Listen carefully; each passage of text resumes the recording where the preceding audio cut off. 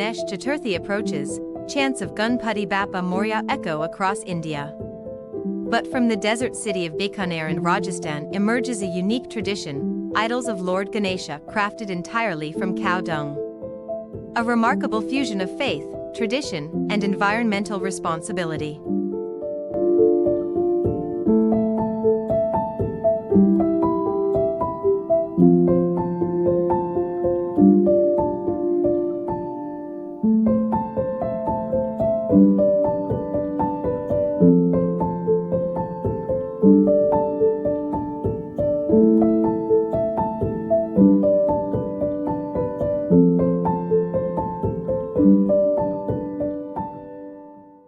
What makes these idols extraordinary is not just their devotion, but their eco-friendly nature.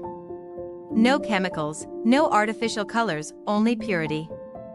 And when it's time for immersion, these idols dissolve in water right at home, turning into a natural fertilizer for plants. Worship transforms into nourishment for the earth. Mahendra Joshi, founder of the Godhan Mitra Sansthan, explains that this initiative is not only about tradition, but also about protecting the planet. Every idol carries a seed that gives birth to new life after immersion. In his words, let devotion thrive, and let nature be preserved, that is our mission.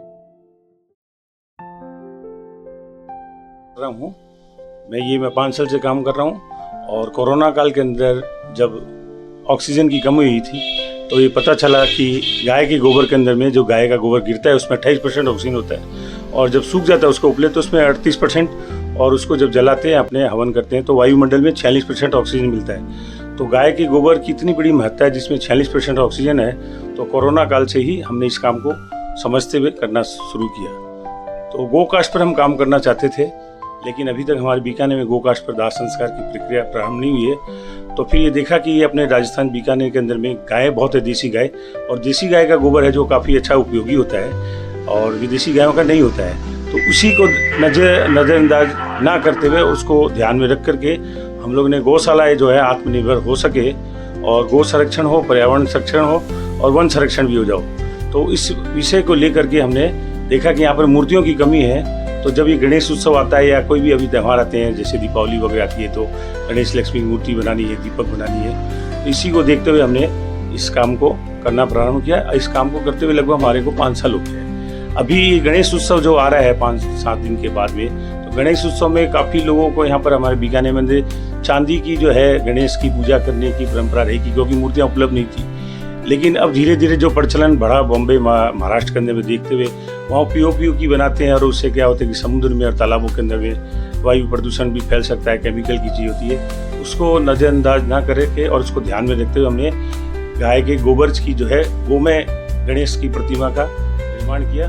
तो पिछले 2 सालों से धीरे धीरे जनता के अंदर में इसका बहुत अच्छा रुझान हुआ और अभी हम लोग लगभग पिछले शनिवार तक 1100 मूर्तियाँ तो हम बाहर भेज चुके हैं जगह जगह। इसमें हमारे हांगकांग भी एक आदमी लेके गया है मूर्ति और एक व्यक्ति जो महिला जी थी वो अमेरिका भी लेके गई है।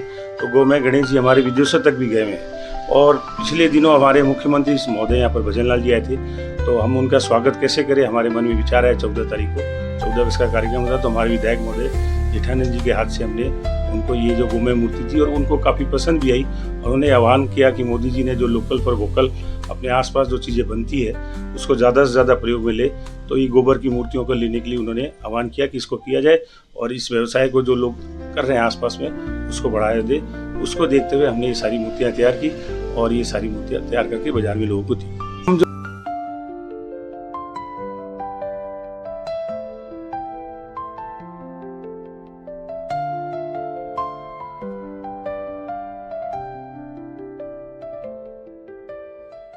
Inside every idol lies another gift, seeds of the sacred Bilva tree. After immersion, these seeds sprout into new life, symbolizing that Lord Ganesha not only removes obstacles but also plants the roots of a greener tomorrow.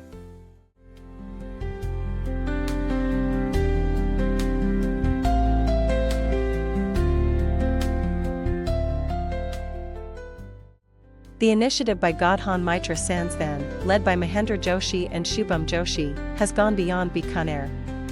From Delhi to Mumbai, Kolkata to Chennai, and across Rajasthan cities, these eco-idols are in high demand.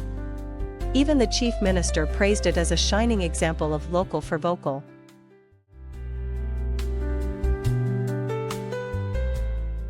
2020 के बाद से हमने शुरू किया, तब मालूम पड़ा कि कोरोना में ऑक्सीजन की भारी कमी हो गई है, पेड़ बहुत कट रहे थे उस वक्त। तो उस समय ऑक्सीजन को बढ़ाने के लिए एकमात्र उपाय निकला था कि गोबर में एक ऑक्सीजन होता है, 46% ऑक्सीजन होता है, अगर वो जलने के बाद वातावरण में 46% ऑक्सीजन देता है।